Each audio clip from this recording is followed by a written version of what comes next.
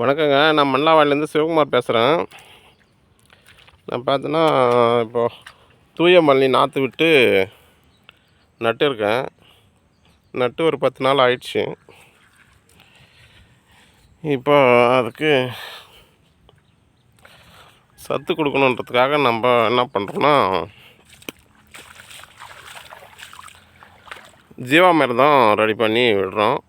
அதுக்கப்புறம் அது பூச்சி விரட்டி, நோய் தாக்குதல் இருந்தால் பூச்சி விரட்டி 10 இலை கஷாயம், 5 இலை கஷாயம், 3G கரைசல் இது மாதிரி விடுறோம். இப்போதைக்கு பார்த்தோன்னா, நான் ஜீவாமிர்தம் ரெடி பண்ணி விட்டுட்டு இருக்கேன்.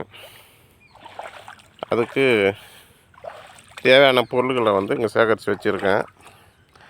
நாட்டு மாட்டு சாணம் பார்த்தோன்னா 10 கிலோ. அடுத்தது நாட்டு மாட்டு கோமியம் பார்த்திங்கன்னா 10 லிட்ரு. இது என்னன்னா வெல்லம் 1 கிலோ. அடுத்தது கொள்ளு பார்த்திங்கன்னா பயிர் வகையில் மாவு ஒரு கைப்பிடி போடணும். அதுக்கு கொள்ளு அரைச்சி வச்சுருக்கோம். அது இல்லாமல் நிலத்தினுடைய மண் ஒரு கைப்பிடி. இதுக்கு 20 லிட்ரு பேரல். ஒரு பேரல் தயார் பண்ணி ரெடி பண்ணி வச்சுட்டேன். இன்னொரு பேரல் ரெடி பண்ணிகிட்டு இருக்கேன். இதுக்கு பார்த்தீங்கன்னா 3 நாள் நம்ம அதை காலையிலையும் மாலையிலையும் வலதுபுறமாக கிளாக் வைஸ் சுற்றி விடணும். காலையிலையும் மாலையிலையும் குறைஞ்சது 50 சுற்று. அதுக்கு குச்சி ஒன்று நம்ம ஒரு 5 அடி குச்சி ஒன்று வச்சுக்கணும். அது மேலே காட்டன் துணி போட்டு அல்லது கோணிப்பை போட்டு மூடி வைக்கணும். 2 நாளைக்கு பிறகு இது தயாராகிடும். அதுக்கு பிறகு தண்ணியில் நம்ம விட்டுடணும். இது நான் இப்போதைக்கு ரெடி பண்ணிகிட்டு இருக்கேன். இது ஆல்ரெடி பார்த்தீங்கன்னா 10 கிலோ சாணம் நல்லா கரைச்சி வச்சுருக்கேன். இது பார்த்தோன்னா நம்ம அப்படியே அப்ளை பண்ணிடலாம்.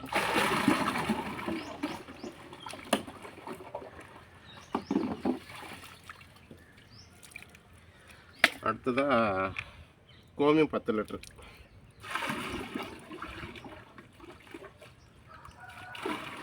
கோமியம் பார்த்தோன்னா இது ரொம்ப பழைய கோமியம். நான் அப்பப்போ பிடிச்சி வச்சுட்டு இருக்கேன். நாட்டு மாடு ஒன்று வச்சுன்னுக்கிறேன், அதனால் அப்பப்போ பிடிச்சி வச்சுக்கிறேன். இது என்னென்னா வெல்லம் தண்ணி ஊற்றி கரைச்சி வச்சுருக்கேன். 1 கிலோ வெல்லம்.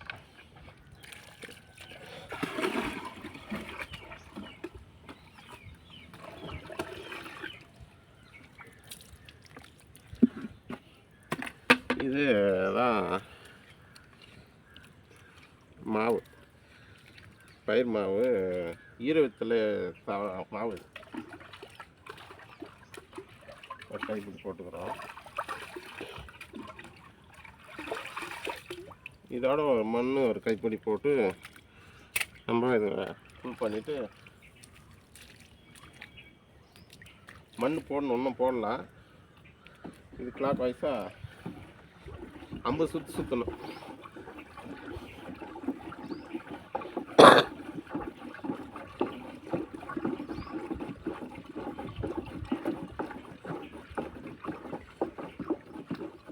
இந்த மாதிரி காலையில் மாலையில் சுற்றி விட்டோம்னா 2 நாள் 48 மணி நேரத்தில் இது ரெடி ஆகிடுது. 48 மணி நேரத்துக்கு பிறகு இது நிலத்தில்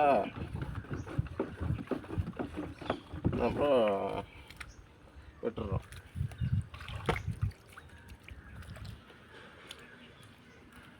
இந்த மாதிரி எல்லோரும் ஜீவாமிர்தம் விட்டு மண்ணுடைய வளத்தை பெருக்கி இயற்கை விவசாயம் செய்யணும்னு கேட்டுக்கொள்கிறேன். நன்றி, வணக்கம்.